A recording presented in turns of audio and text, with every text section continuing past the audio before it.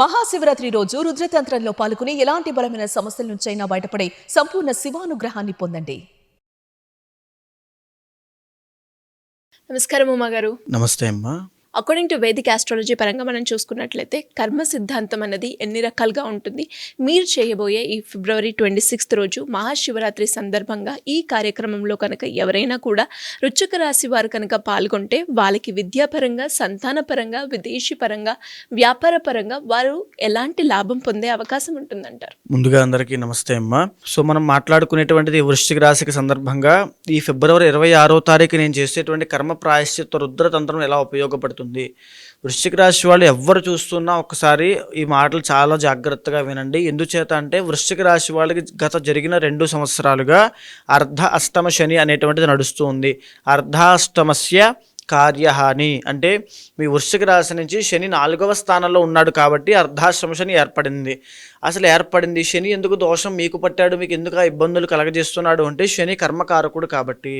శని కర్మకారకుడు కాబట్టి ఆ కర్మ అంటే ఇక్కడ మళ్ళీ పాపము అని అర్థం వస్తుంది.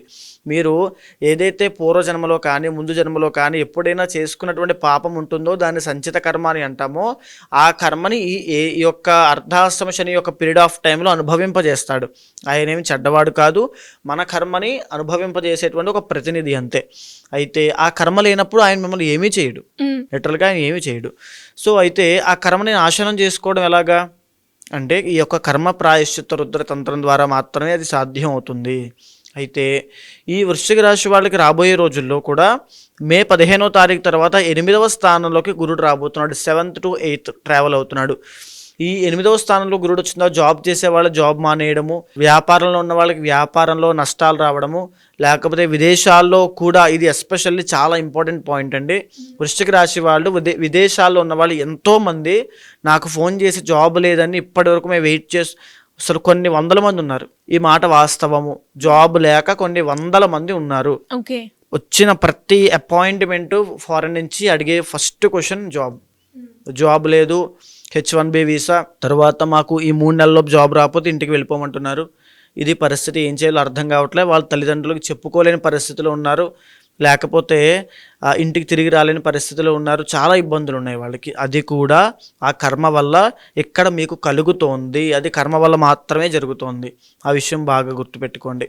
అదేవిధంగా వృశ్చిక రాశి వాళ్ళకి రాబోయే రోజుల్లో శుభకార్యాలు ఆగిపోవడము అంటే ఒక వివాహం తీసుకున్నారు, అది ఇలా పలానా సెప్టెంబర్ నెలలో కుదురుతుంది అనుకున్నారు, ఈ యొక్క ముహూర్తం పెట్టుకున్నారు, ఆగస్టులో పెళ్ళి ఆగిపోతుంది, క్యాన్సిల్ అయిపోతుంది. ఎంగేజ్మెంట్ అవుతుంది, క్యాన్సిల్ అయిపోతుంది. అమ్మాయికి నచ్చకపోవడం. ఈ యొక్క మే టు అక్టోబర్ లోపు కనుక ఏదైనా ఒక శుభకార్యం ఇంట్లో పెట్టుకున్న ఇబ్బందులు కలగడం. బికాస్ గురుబలం లేదు కదా.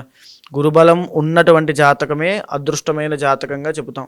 సో మిగతా గ్రహాలు కూడా క్యాలిక్యులేట్ చేసుకోవాలి, కానీ గురుబలం చాలా ముఖ్యము. సో వృశ్చిక రాశి వాళ్ళకి గురుబలం కోల్పోతారు కాబట్టి వెరీ కేర్ఫుల్గా ఉండండి. చాలా ఇంపార్టెంట్ థింగ్ ఇది.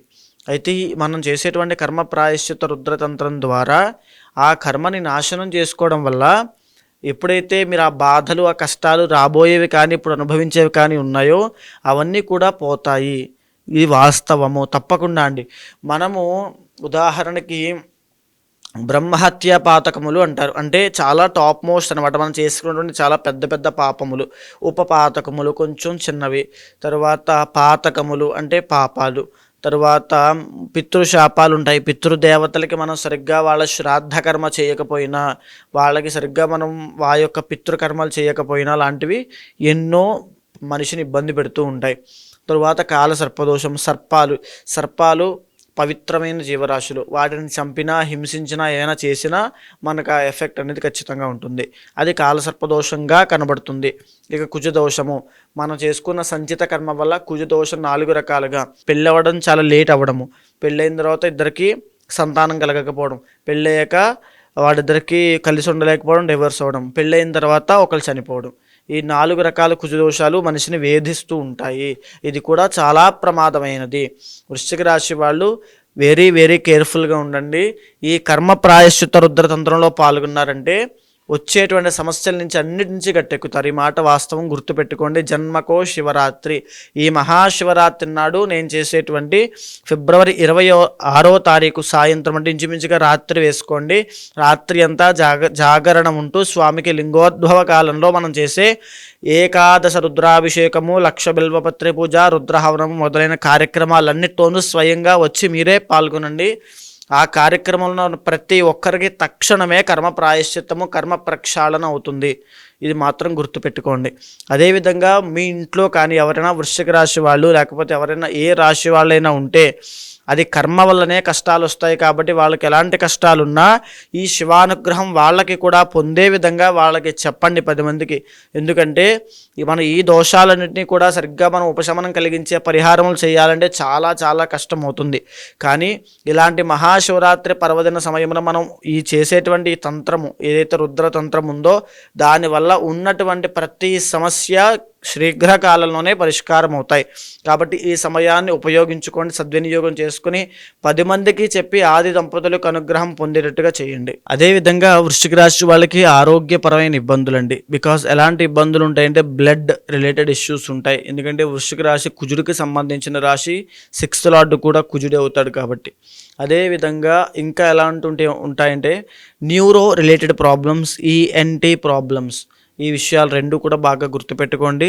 ఈ 4 విషయాల్లో మీరు చాలా జాగ్రత్తగా ఉండాలి. అండ్ ఇంకొకటి ఏంటంటే శని యొక్క ప్లేస్మెంట్ వల్ల మీకు కీళ్ళ వాతములు, బ్యాక్ పెయిన్స్ కానీ, లోయర్ బ్యాక్ పెయిన్స్ కానీ, సయాటికా కానీ, స్పాండిలైటిస్ కానీ, వీటికి సంబంధించి కూడా ఎఫెక్ట్ అవ్వచ్చు. వృద్ధులైతే గురుబలం లేకపోవడం వల్ల రాబోయే రోజుల్లో బ్రెయిన్ స్ట్రోక్స్ కానీ, హార్ట్ స్ట్రోక్స్ కానీ వచ్చే అవకాశం, కొలెస్ట్రాల్ రిలేటెడ్ ప్రాబ్లమ్స్, ఒబేసిటీ, వీటి వల్ల వచ్చే ప్రాబ్లమ్స్ చాలా ఎక్కువ ఉంటాయి.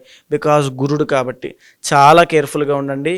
అండ్ ఇప్పుడు కూడా శని దోషం నడుస్తోంది కాబట్టి ఈ జాయింట్స్ అంటాం కదా, జాయింట్స్కి సంబంధించిన విషయాల్లో అన్ని విషయాల్లోనూ చాలా జాగ్రత్త.